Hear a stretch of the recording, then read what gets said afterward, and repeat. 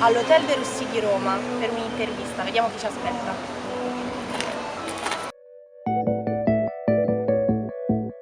Cosa ha imparato da Salgado che può applicare alla sua regia?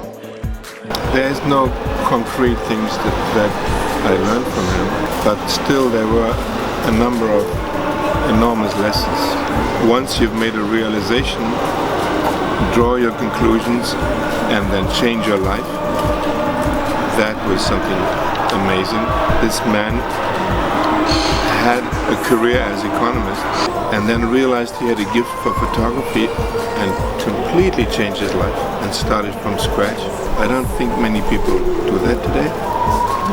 And then 30 years later, he gave up that photography because he realized he couldn't handle it anymore. He put his camera down and said, that was the last picture I've taken, I can't do it anymore. That too is radical. And then through the encounter with nature, he realized he had a different gift, which is not just to witness suffering and misery and become a voice for the underprivileged people, but that he also had a gift to make us see the beauty of our planet and the other side of this, what he's shown so far, and then reinvent himself as a photographer, but completely. I think his radical nature really impressed me a lot and was a great lesson. Together with the fact that there is a man who always dedicated a lot of his life into his work. Genesis took him 12 years, Exodus or Workers took him 8 to 10 years. There's somebody really obsessed to go to the bottom of something and not just scratch it. Ho visto per la prima volta questa foto in una galleria d'arte, più di 20 anni fa. Non avevo idea dell'autore. Chiunque fosse doveva essere sia un grande fotografo che un amante dell'avventura, pensai. C'era un timbro sul retro e una firma, Sebastião Salgado. Comprai la foto. Il gallerista tirò fuori dal cassetto altre foto dello stesso fotografo. Quello che vidi mi colpì profondamente, specialmente questa immagine, il ritratto di una donna Tuareg cieca. Cosa pensa riguardo al ruolo di Leila, la moglie di Salgado? È stata una figura determinante per la carriera del fotografo? Leila is the driving force in his life.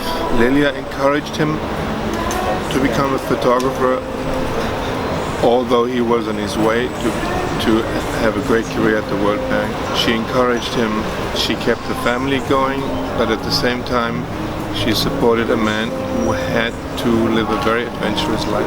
She did all the research for him. She is an amazing force. Il sale della terra è una specie di viaggio dall'innocenza di un uomo alla sua consapevolezza, dall'inferno al paradiso? I think the artistic process is one of the great adventures left in our modern times. There's very few adventures left to be done by traveling anywhere because everyone has already been anywhere else. But creation is still a great adventure. And I've always been interested how the creative process works in other crafts and other arts. I made a film about a fashion designer, I made a film about musicians, about a choreographer, or now about a photographer. Trying to understand trying to understand the process and also trying to understand what their language has in common with.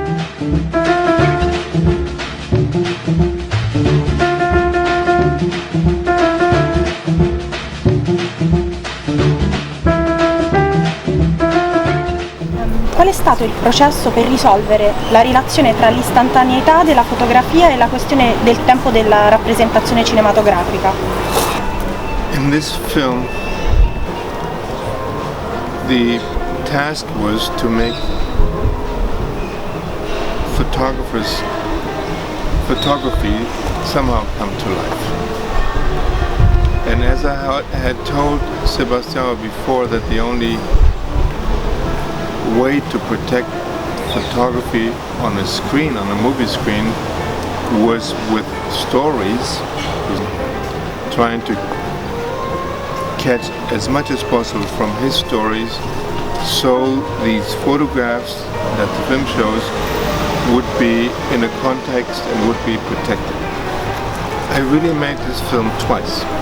Once I shot it for several weeks in a more conventional way, that Sebastião and I would be sitting at a table and we would look through books and he would tell me the stories of each picture, or we had huge stacks of photographs and we would talk about each and every one. But it was two cameras and I was also sitting there with him. It was a much more conventional situation. And then I realized when he was with the photograph and when he was really going deep into his memory, it was much different than when he was looking up and telling me the story, because then it became indirect and it almost became a routine for him, because it was not the first time he had told the stories. So I realized I had to find a different way to do this movie, and I had to disappear myself, and I had to find a way that he could really only be confronting his photographs. And then we invented a dark room. And a dark room is already a privileged space for photographers. And he was completely in the dark. He didn't see anything else but his own photograph. It was in front of him on a semi-transparent mirror. And in television it's called teleprompter. That's the same instrument. Except that we didn't give him text like speakers on television, but he saw his own photographs and completely disappear in his memory. And looking at his photographs, he was also looking into our camera. No intention to make a movie, I just finally wanted to see this man because his photographs mattered so much to me. And we became friends, we talked and he showed me his new work. He was still in the middle of Genesis, it wasn't finished. I met his family. I met also his son, who had started a project with his father, but they're both not so sure what it could possibly become. And we started to talk, the three of us, and Sebastião was curious to find out from me if I thought that his photography, especially the Genesis project, could exist in some other form other than exhibition with prints or books, and he wondered whether this Genesis experience could somehow also be shown on the screen. And we talked a lot about it, and I finally came to the conclusion that he shouldn't do that, and it would become like a slideshow. Even if there was music, it would still be a slideshow, and he should rather stick to books and prints. So I realized he was a fantastic storyteller. So eventually I told him, Sebastião, there is one way that you could show your photographs on a big screen if you protect these pictures with your own stories. With the stories that you're just telling me, then I think they could survive on a movie screen. A proposito del suo prossimo progetto in 3D?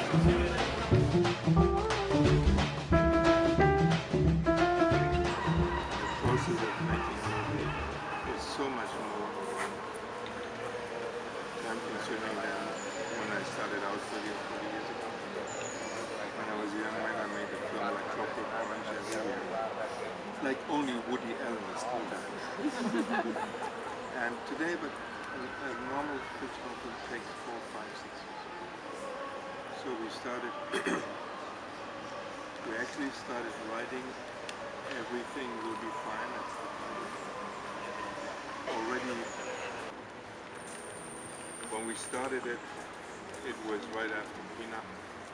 And I thought when this movie is going to come out, there will be lots of intimate 3D movies, but I was wrong.